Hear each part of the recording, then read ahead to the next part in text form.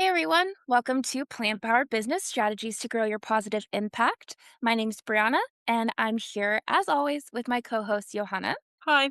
Today we have a really special guest with us, Tasha Orumbie, founder of the Vegan Patty Lady, a UK based food brand bringing authentic Jamaican inspired vegan patties to market. Tasha started this brand in her South London kitchen because she went plant based for her health and couldn't find vegan food that had real flavor and cultural roots. So she made it herself. Since then, the Vegan Patty Lady has grown into a multi award winning brand with sellout pop ups, thousands of online orders, and a dedicated customer base across the UK. Tasha has built a bold, community powered brand, and we're so happy to have her here. Tasha, welcome to Plant Powered Business. Hey guys, Mhm. thank you for having me. We always love to start, Tasha, with hearing your vegan journey. Why vegan? Why did you start? What was that journey like for you? Yeah, so everybody that would kind of have come across me knows me as the vegan patty lady, and that was not what my life was like before. I was definitely a carnivore, and veganism came about purely through health. I was starting a journey. I was doing a fast, which was a Christian fast that was just meant to be a short-lived cleansing of the body, and that was meant to be 3 weeks, and I couldn't wait to get to the end of that. Like, I can't wait to eat dairy and meat again, but I was given very strict instructions that that was not gonna be the case, and I was going to stay vegan. I didn't know it would have had an impact on my health until a couple of months after that, I realized that my asthma was totally disappeared. And the reason why I noticed it is because if I did anything with any kind of effort, like running or laughing too hard, I'd need to take my inhaler. And I ran for the post office and I was like, I can breathe. I can breathe. Nothing's Wow. happened.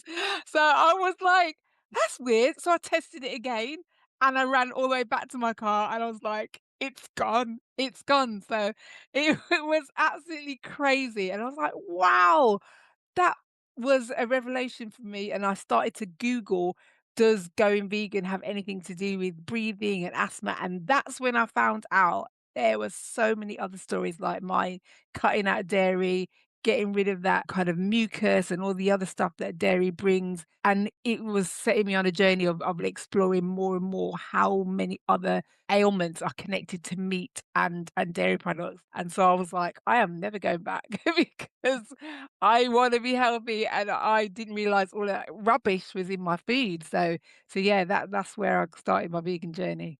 Wow, thank you for sharing. That's amazing, and it's like every time it's so fascinating to hear how different people's experiences and Yeah. journeys are. Then following up from that, how did the vegan patty lady start? You started in your kitchen. How was that journey for you? Like, when did you think that, hey, this could become a business, or had you ever thought about entrepreneurship before? So yeah, tell That's us a a little bit really, more about that. really interesting story. So, entrepreneurship has been in my blood for a very long time. I had multiple businesses before the Vegan Patty Lady, which is, I think, how that transition happened so fast because the product was never ever made to be retailed to anybody. I made it for myself because I had been vegan at that point for about 5 years and I was so tired of the bland, tasteless stuff that was on offer. I was just like, I can't deal with this anymore. I'm Jamaican. I want spice in my food. I want taste. And I just couldn't deal with it. And the other thing that was annoying me was that everything was so mysterious. I'm used to looking at my food and knowing what I'm eating, and everything was mock meat and what actually am I eating? And many times people in restaurants didn't know either. They were like, oh, I'll just check. I'm not sure what it is. I'm just like, how can you be feeding people things that you don't know? So that inspired me to say, I just want to make something that I know what it is and I like. And I went back to something that I'd grown up with as a child, which was the patty. I would regularly have those after church on Sunday. So during the service, I would smell patty, and I wasn't thinking about God. I was thinking, I can't wait to have a patty at that time. So that was one of my favorite childhood memories and core memories that was. So I said, let me just try and replicate a beef curry patty, which is what I used to have. When I made it, I was so excited that I'd made it. It was 11 o'clock on a Wednesday night, I remember, because I just got back from church and I was like, oh my gosh, guys, I've made a patty. So I put it on my WhatsApp status and people were like, you made that. Wow, that's so cool. I want to taste it. I want to try it. And so I started sharing it with my friends. And when they tasted it, they were like, this is good. Do you sell it? Do you sell it? And at that point, I'd never considered selling because they'd been used to me selling cakes, which is my most recent business journey. They presumed that I would just sell it like I'd been selling the cakes. And so when I saw the demand, I said, maybe there's something in it. So I tried it, sold it a really, in my mind, astronomical price, and people were still buying it and reordering it. I'm like, okay, we have something here. So that was where I said, let me just make a trademark it. I made a website. So this has all happened within 4 weeks of making the very first patty. So I Wow. trademarked it, got a website, and just said, I'm going to do this. And by the December of that year, we were in a retail shop. So it went like that. It was crazy. That's amazing. 4 weeks? Wow. Yeah. It was insane. Yeah. So you do everything full force. Like, that's what Yeah. I'm gathering from Yeah. learning more about you. Okay. We just go in and we go Very in cool. hard. Very yeah. And you talked a little bit about this with, like, the reason that you started the patty with the spices and the Jamaican-inspired, the background to your brand and what you were searching for, the flavors. It's a unique angle, and obviously there was a demand for it because there wasn't this already in the market. Could you speak a little bit more to how you've experienced this really helping you stand out in a crowded market of Yeah. all these vegan alternatives? Yeah. Right. And I think the first thing that made the stand out, like you say, was the taste. People invariably say, gosh, vegan food is so so dull. And they just eat it because that's all there is, right? Like you go out to eat, you get used to just being offered chickpeas and mushrooms, and right, it is what it is, or aubergine. But you just eat what there is. And so I know that even if people were not of the Jamaican heritage, most people were bored with what was available out there. So that was the amazing, like I was doing something that loads of vegan products could have been doing because people are just bored. But I think they were complacent. And I think that is what has probably led to people thinking that there's a decline in veganism. It's just people got fed up of eating rubbish. I'd just rather just cook something basic myself than pay money for rubbish or pay money for chemicals, which is for the most part what a lot of people are eating. So I think that's what made me stand out first, the taste. And the second bit was the whole foods part. Because Mm. as I said, people are tired of eating chemicals and it's just like, what am I actually eating here? I just want healthy food. I want it to taste good. I don't want to be eating E numbers and all this kind of junk. And Yeah. you go vegan for health and then you end up eating more processed rubbish. So I think what's made us stand out is we whole foods, we are tasty, we offer Caribbean, which has not really been done before. And the other Right. unique selling point is we are the only patty that do gluten free. And there is no other gluten free and vegan product out there again with taste and with texture that was actually comparable to the real deal. I love that your pain point was that hole in the market. It's such a big lesson for entrepreneurs. If you're Yeah. feeling it, there are other people feeling it. If you can solve that for yourself, you can solve it for so many other people that were feeling that too. I love that microcosm that you just broke down, right? Because people were bored. They were People bored. were bored. Yeah.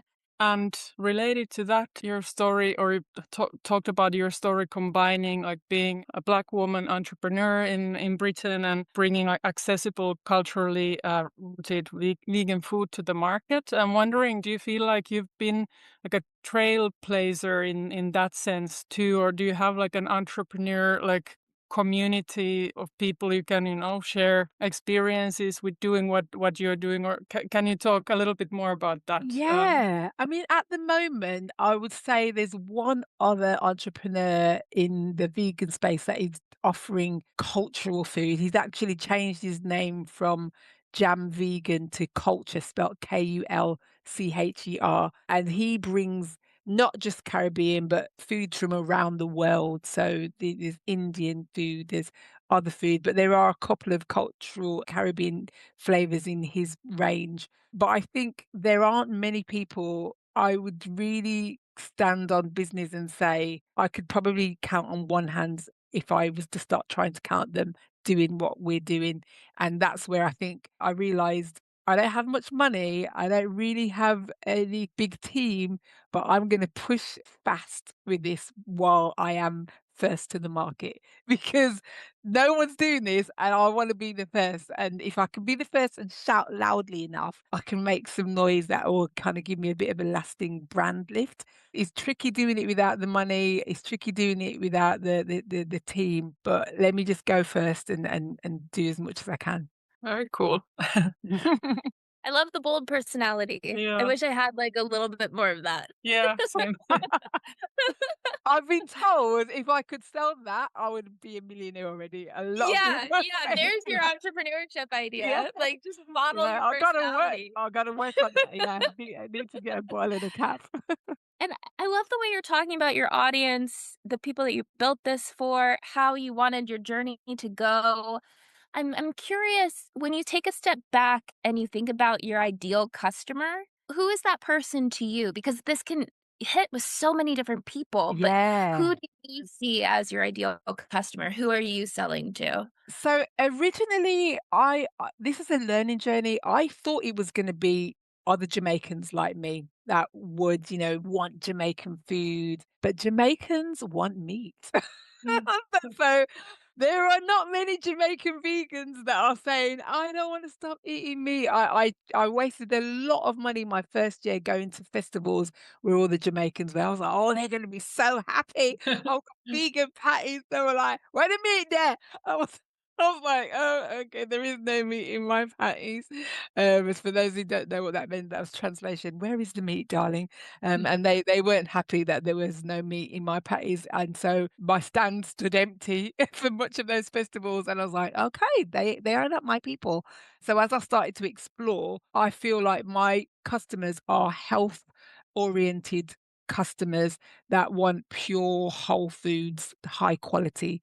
I have got a product in Ocado, which is a national online supermarket. And because we make everything by hand, because it is a world exclusive, and because we have overheads to cover because we are making it so grassroots, it's quite pricey. If I'm very honest, I would have said I'm not quite sure if people are going to buy it, but they buy it in droves. We sell out every time we fulfill, we sell out. And I'm just like, they are paying for it because they want it, even though it's coming at a premium because they recognize this isn't available anymore anywhere. It is healthy, it tastes good, and I've missed it. So whilst I definitely want to get the price down once we've got machinery and we can do that, I know that my customer prioritizes their health and will be willing to pay slightly more than the average priced frozen product. If I compare it to average price products, we double what other people are charging for the same sort of quantity,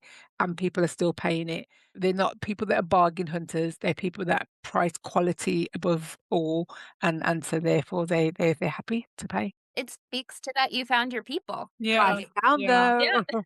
Yeah. You found your people. I Yeah, love the trial and error story. Is there yeah. any bit of advice from that learning experience for entrepreneurs just starting out? They're like, "Oh, this isn't working. I'm not finding the people that really love my thing, my idea." What advice would you give older you Um, back in the past? I would say, like what you kind of mentioned the point. I go in and go hard, fast on everything. I just fail fast. Yeah. Go, go for it. I booked everything I could book, and I found out the hard way through spending a lot of money, but it was quick. I did it 1 year and never did it again. So it meant that I wasn't gonna be wasting money doing research. I haven't got time for research. I need to move. So the research will happen on the go. And I would say to people, don't be afraid to make me like, what's gonna happen? You get it wrong and try something else. It's all about learning on the go. I feel like that really helped me to start working out who my customer was. I was like, it's not black people in the park doing the Jamaican festivals. Who is it? And in that same year, I did a festival called Vegan Dale. And I know that's a festival that's been around different parts of the world. In America, a lot more than UK. UK, it was their first year, and we did £10,000 in 1 day in that festival. I was like, those are my people. They weren't the party. They queued for hours. They literally just the queue just never stopped. We opened the shop, and while we were packing down, people were still buying the patties. It was just literally nonstop. So it was after that festival, I was like, let me not try and force people to be vegan or want vegan food. But what did happen is, whilst the vegans were trying it, they kept saying, "Oh my gosh, you can't even tell." And so I started attracting flexitarians Mm. who actually are not fully vegan. They're just trying to eat a little bit less meat.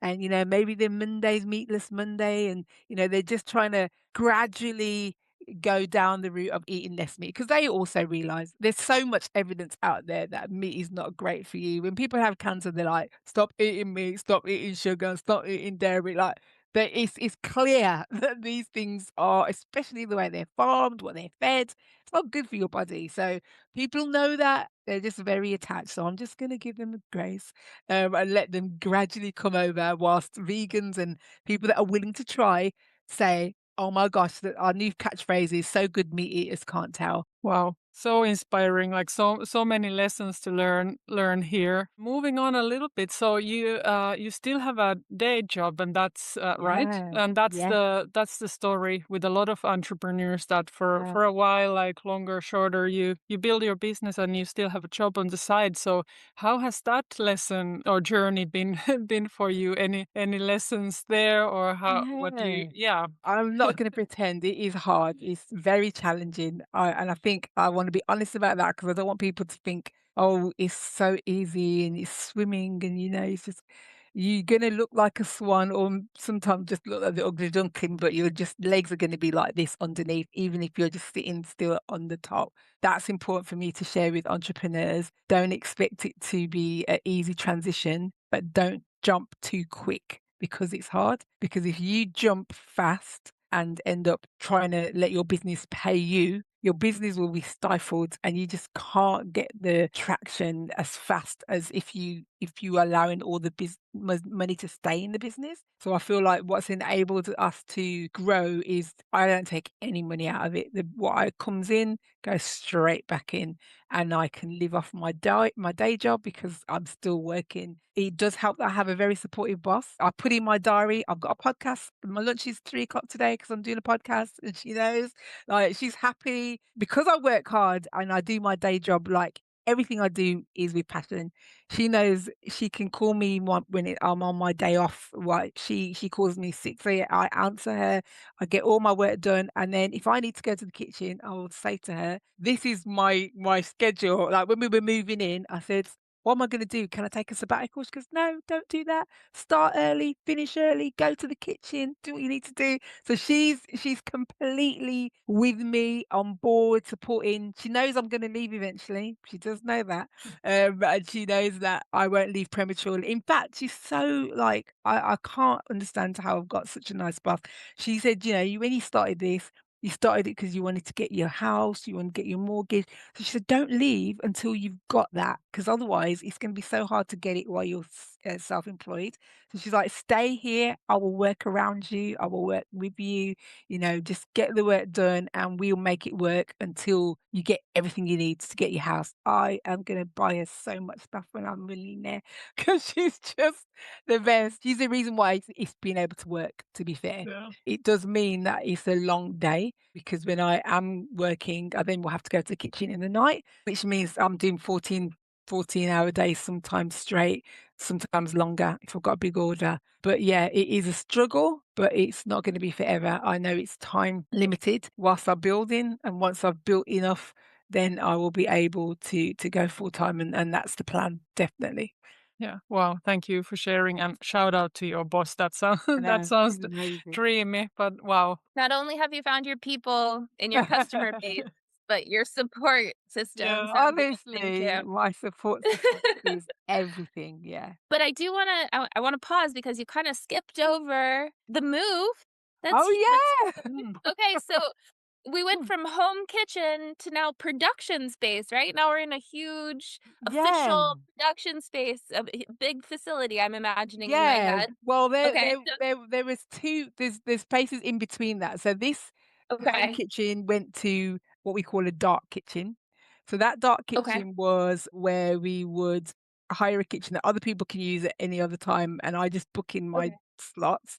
So that was the first move from home to there. Then when we were going into supermarkets, you have to conduct what they call a safe and local supplier approval assessment that kind of looks at all your processes, looks at your practices, looks at, and dark kitchens are not the one because nobody else can be using that yeah, premises because I don't know what they're going to be cooking in there. Then I said, but I'll clean it. They're like, no, no, no. Nobody can have access to this. Nobody can have access. So I was like, okay. So when I was there, I knew we had to go into a kitchen that was our sole access. That put my rent up by 4 times, and so I knew it wasn't gonna be profitable immediately, but like I said earlier, I had to get to the supermarkets first before the other people started seeing the right. traction and started saying, "We're gonna make our own vegan patties." So I was like, "You ain't gonna go there before me." So I was like, "I'm gonna take a hit and apply for competitions, get money, beg people, and just take that risk and go to that kitchen." And I think what was enabled me to do that was I won £20,000 grant. Well, it wasn't a grant actually; it was equity. It's the first equity we had, and that I said, okay, that will pay for 5 months of kitchen. And in that time, I'm going to get my approval and I'm going to get listed. And everyone was like, you can't do it in 6 months. You had takes 80 months. I was like, watch me. And so, literally, I was like, I got 5 months, baby. So I'm going to do it in that time because I don't have 18 months money. That was incredibly tough, but we did it and we got listed in by month 6. Having that listing gave me ability to win more competitions and more money, and obviously getting into the supermarket generated more sales. And then we knew that we needed to scale production because everything is still currently made by hand. So when I had the biggest order from the supermarket, that was 10,000 patties that we had to make by hand. Insane amount of hours. It was just ridiculous. I Wow. cried so many times. It's like, I'm not going to be able to do this. This is too hard. What did I do? I was like, I need a machine. And that kitchen could not fit any kind of machine. We were literally like this when I got people helping me, we were like sardines in a can. So the move to a production space, which is what we're in now, 4 times the size of that kitchen, not Wow. huge by any stretch, but 4 times the size of that one. So big enough to house the machine. And that is where we're at now. And there's more behind the story, that's why I say when's this coming out? Because there's some more that I can't tell you about that space just yet. That's But, okay. No. but yeah, so that's where we're in now. It's move number 1, let's say that. That's still an amazing progression. Yeah. Like, Yeah, that and again, just echoing what we've been saying this whole time, your commitment to this yeah, idea and your energy behind it and how you've really, really just dived in and yeah, made sure that you are going to make it across every single finish line. yeah, It's so admirable. It's so inspiring. It really is. yeah. So congratulations Thank on all this you. growth first. Let's sit in it and, Uh, like, take it in. yeah, yeah, it's a lot. But what does the moment mean to you? Telling that story and looking back at how far you've come, what does that mean to you? Honestly, I look back and I do feel like I'm watching myself in a film. I'm just like, Yeah. this is not real. Like, it's a real, when I go on the internet and I can go onto a supermarket and type in the vegan patty lady and my product comes up, I'm like, strangers can buy that, like anywhere in the country. It's so crazy. I think that's probably what is endearing to people because I'm just a normal, regular little normal person. And so I feel really like blown away myself, like listening to it, hearing it. The fact that investors are, we're fundraising now and investors are actually saying, yeah, we want to invest. We've got some good few thousand, well, nearly 100,000 already secured in investors that people are like, yeah, we want in. I was like, what? It's my business. And we've not done like loads of sales, but it's because they can see the future. We're not halfway through yet. We need a lot more than that based on what we need to get in place. It just amazes me. I feel like actually a miracle because, like I say, I am doing this while working full time. I've never done this before. Like I have no idea what I'm doing. I'm just literally just like walking, going, what now? So I feel like God's just doing this massive miracle, and I'm just watching them. I'm with popcorn going, "What next, God? What we doing now?" It's amazing. Wow. Wow, I get like I just like I get so happy listening to you. It's really amazing and like goosebumps almost. Yeah.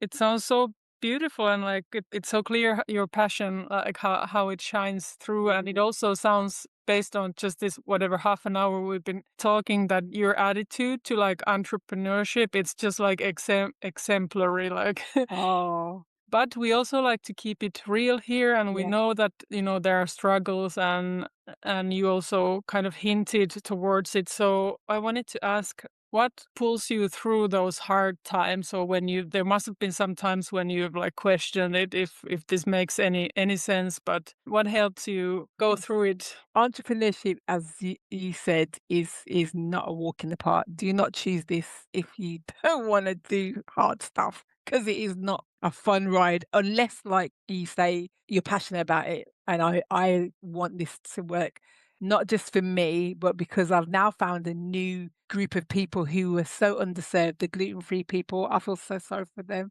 I just like, I'm gonna help you. Don't worry. I'm gonna help you because they literally have nobody making food for them that tastes nice, like that, especially savory. Like there's loads of gluten-free cakes and brownies and all that stuff. But savory, especially if you want gluten-free and plant-based, doesn't exist. And so I was just like, I have to do it for them. So having a why, like they have to be served. I need to be served. We can't just have rubbish options is one thing, but also I've said it, mentioned it. You've heard me many times. My faith. I believe that I'm on assignment to help these people. I believe God cares about them as well, and He's like, "You gotta help them. I'm sending you."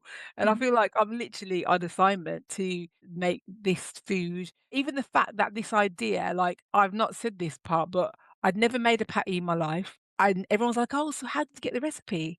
I literally had a divine download. I literally, so this sounds so Oh, woo, like people will be like, but I'm telling you now, never made a patty in my life. And I was literally told, put this in, stop, this in, stop. For loads of times, I didn't measure a thing. It was literally like, put this, stop. Now this one, stop. I literally had that. I made whoa. these 3 recipes: saltfish, chicken, and beef.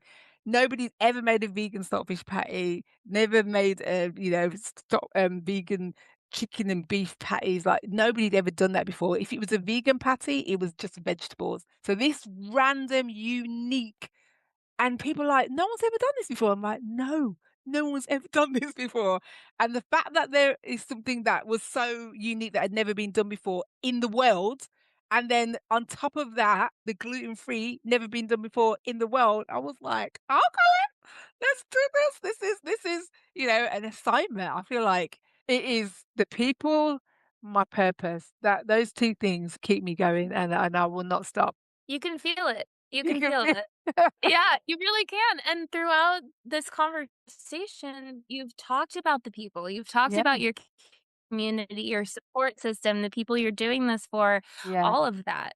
So I wondered too, is there anything else that you wanna share about your community and those that have supported you, those you serve, and just to give them a little bit of a spotlight in their part in this Absolutely. journey? Absolutely. So as I said, I am a solo founder, but I have 17, and I counted it the other day, 17 people that have taken a food hygiene qualification so that they can help me because nobody, because of that Oh, salsa, wow.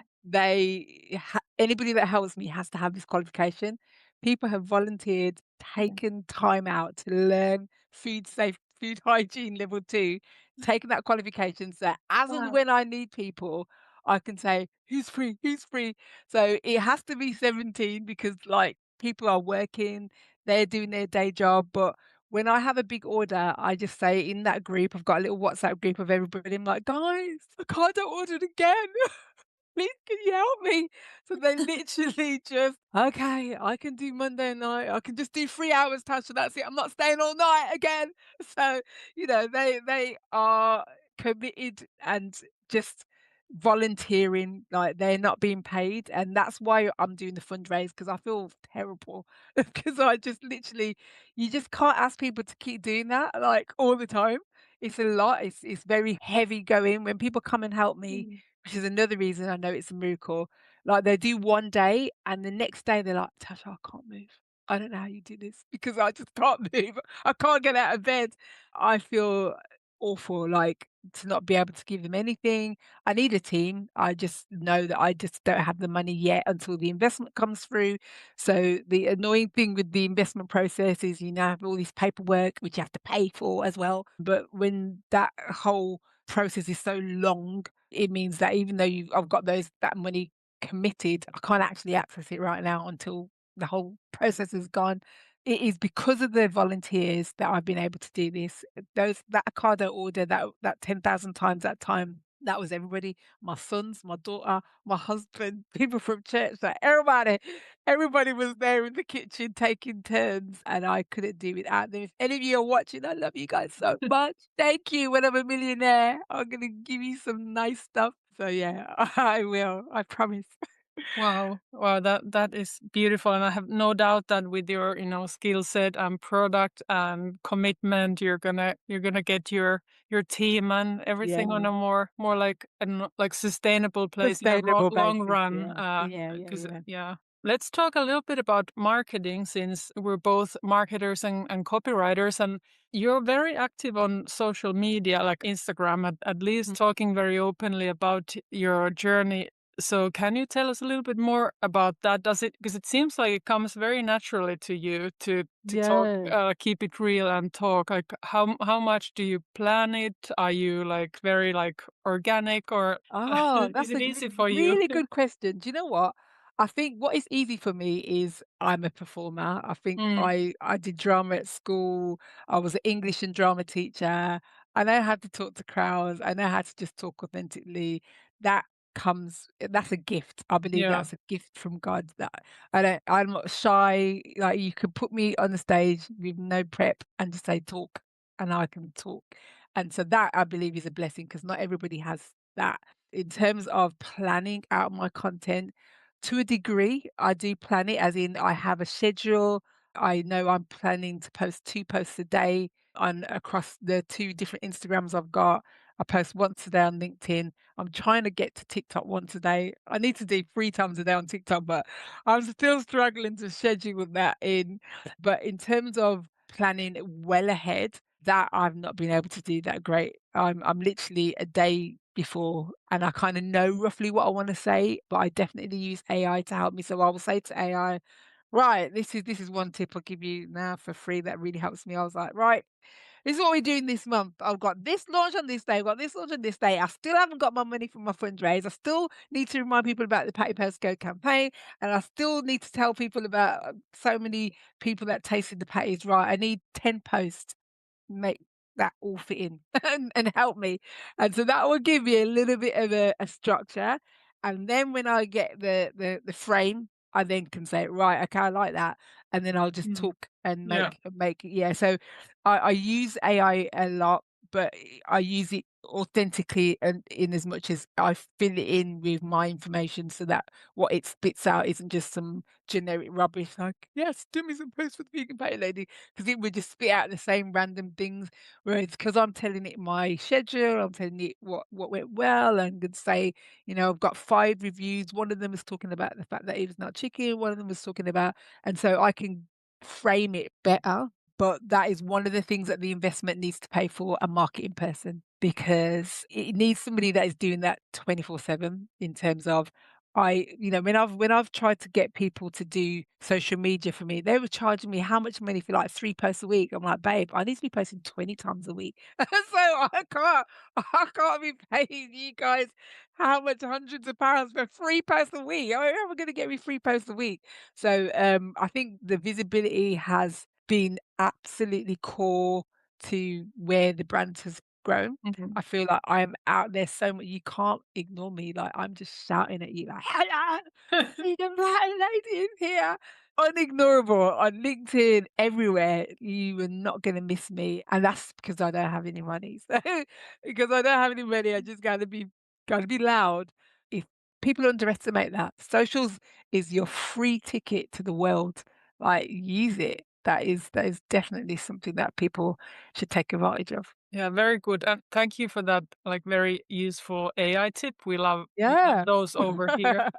And I think that that's also like I want to stop there for a second that it really you need to be visible and you need to be like not necessarily loud if that's not your personality or the way of looking at it, but you need to be there like Visible. regularly and much Absolutely. more than because even if you feel yourself like wow, I'm just like posting all the time, like people Mm, just see a percentage, like small percentage literally. of it. So yeah, Yeah. very well done. Yeah, get out of your own head with that because I Yeah. sometimes do feel a bit like, are they going to get annoyed with me? But like you say, half of it isn't even seen by the people that are Mhm. following you. So they will see a fraction. And even if they are seeing it, the stats say that they need to see you like 21 times before they even actually take an action. So it's just Yeah. like, get out there because otherwise you're never going to get action taken. So, Totally, totally. But it's not all just strategy, right?